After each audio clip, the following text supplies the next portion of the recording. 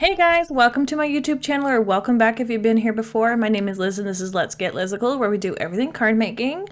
And today we're going to be making an adorable little Valentine's Day card with some Waffle Flower products and some Hello Bluebird products.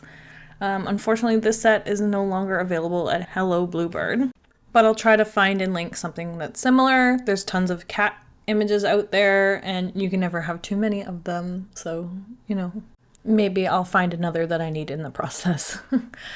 But anyway, I'm going to be using the Postage Collage die set today from Waffle Flower, as well as the stencil set that goes with it.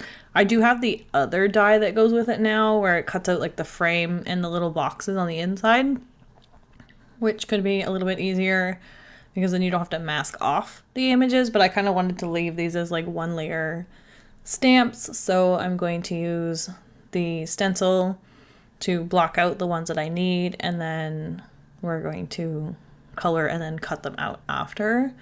I do have a bunch already cut out, but it's just easier doing it this way. And I'm just trying to pick my images. I did do a layout with this previously and just took a picture with my phone because it was a lot easier for me, like layouts for these types of cards where there's different like squared off images. It's a little bit more difficult for placement, and I really have to think about it, so I like to do those type of cards ahead of time. This first attempt in here doesn't go as planned, so I'm just leaving this in here to show you what I was going to try. Originally I was going to try to use an alcohol marker to color in like the boxes a little bit and then maybe blend it out. Then I decided to not do that and then move to ink. But I don't find that until like about here. I'm just trying to like blend out the edges so they're not so harsh, and I'm just like not loving it. And I'm gonna take it off and start over. I'm also using my Waffle Flower grip mat today in my Misty, which I'm going to leave in there for a while and see if I can get used to using it all the time instead of doing it the way I have been with the original Misty, like foam pad, and then I have like a laminated piece of graph paper that I use because it's easy to wipe off and it's less wasteful than buying those like pads that go in to the Misty that you can just like throw away the pieces. I just found it easier to laminate the piece of graph paper just so I still have the grid, but it's easily reusable. And right now here I'm moving into using ink in the background. So what I'm doing is I'm using a gray ink. I realized that I grabbed my like brown foam pad afterwards, and so it's a little bit more of a warmer tone, slightly gray brown mix that's on these, but it's okay because the overall tone of the background on the card and like the accent images is all red, so it's all warm tones, but the cats are all in cool tones, so it's kind of like a nice contrast. But I'm just like dragging the color in from the edges. I'm not really like doing swirly ink blending. I'm doing a swiping motion, which I find works best for like these types of like vignettes, or if you're doing cloud images. I've recently found that it's a little bit easier to like swipe up from the stencil just to give it like that harsh line for the cloud, but then it blends out super nicely. It's just like a natural kind of ombre that happens. And if you're careful with your images, you won't have to mask them off. I did get a little ink on the images, but as I'm coloring these images in, it doesn't matter too much. But if you need parts of your image to be stark white, then I would recommend masking them. But if you're going to be coloring them in, a tiny bit of gray on the images isn't going to kill your coloring, unless maybe you're using like pastel colors or something light, that it might mix and start to look a little bit muddy. But because I'm using, again, darker colors, that it didn't matter if I did get a little bit on the cats. As usual, I'm coloring the cats like mine. So the top one I colored like ash. This black cat here is Kiki, and then the other one I didn't want to introduce any new colors. I was like, okay, well, we're pretty much doing like a gray and red color combo for this card, with a little bit of black accents. So I'm just gonna color like a solid gray. So this would be like maybe like a Russian blue kitten or something. and then the black cat, and then the gray tabby. And then for like the yarn ball and then the cat's collar, I will end up coloring those in red. I just wanted like little bits of red throughout. And then that was my accent color. And I will go back and color that soon. Like I realized I also didn't color in like the cat's ears or Ash's nose or anything. So I'm gonna do that in a second here. But I'm just lining up that mask again just so I can do my second round of stamping. And that's why I kind of wanted to like leave everything in the MISTI while I was coloring it.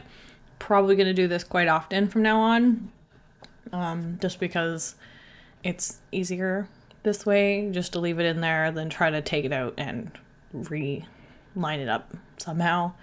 If you're putting it into the corner, that's fine.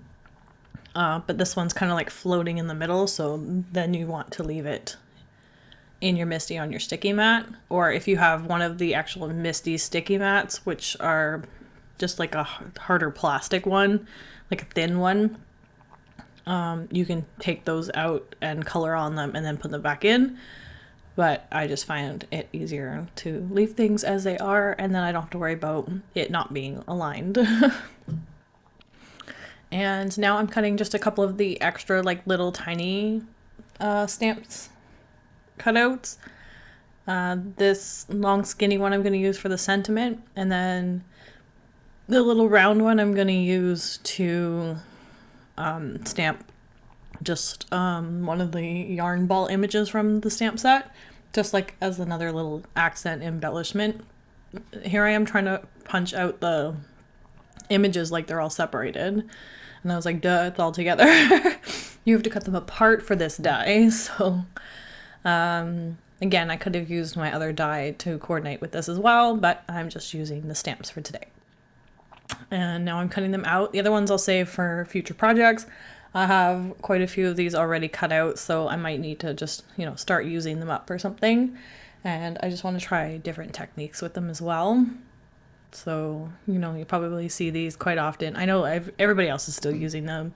And Waffle Flower themselves just keeps coming out with the stencil sets that coordinate with this. And like they're pretty like easy to use layering stencils. So if you're not into stamping and coloring, you could buy the stencils that coordinate with these. They have them for like pretty much every occasion now, I think. They recently just released some butterfly ones. There's Christmas and winter ones. There's St. Patty's Day and Easter, and you know, they just have like so many options for it, which I think is great.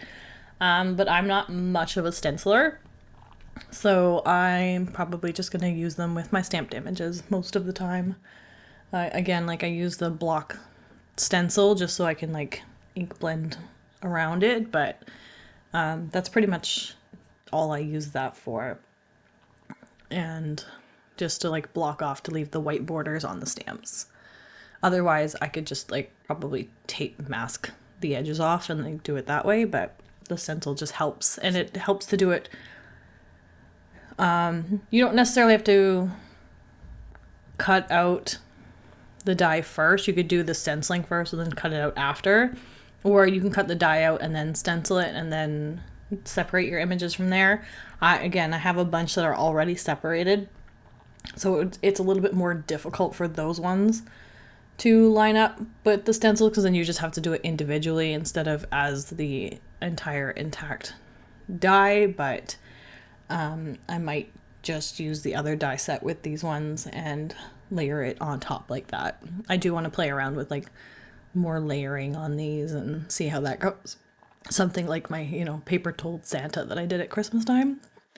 Just something with like a lot of layer to it. So I enjoy doing that on my cards. I almost always use foam tape at some point in my cards or some kind of like dimensional, you know, and that's what I'm doing right now. So I pulled out my phone for my layout again, and then I'm going to pop up the top and the bottom cat, and then I'm also going to prop up the sentiment just so that's on the same level at the bottom, and then the longer skinny one with Ash on it, and then the little yarn ball I will glue directly to the card base. and just so that there's those different layers of dimension. Originally I was going to put it also on foam tape and prop it up so it was on the same layer as the cat, but I decided to tuck it behind instead.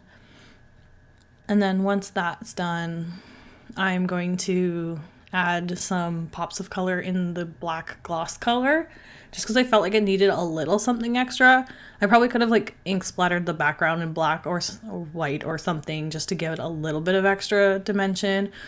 Or I could have added some kind of pattern or embossing to the red panel just to give it a little something extra. That would have worked as well. You can see me sitting here thinking about what to do next. And then I'm like, okay, pops of color. So I'm just going to add that. And then this card is pretty much done. So if you like this video, please give it a thumbs up, comment down below, and let me know what your thoughts are. If you haven't already subscribed to my channel or my Instagram, head on over there. I will post a bonus card tomorrow over on my Instagram because I kept playing around with this set afterwards. So you'll want to check that out for sure. And you'll definitely not want to miss any future content, so make sure you hit those notification bells. But until next time, thanks guys, bye!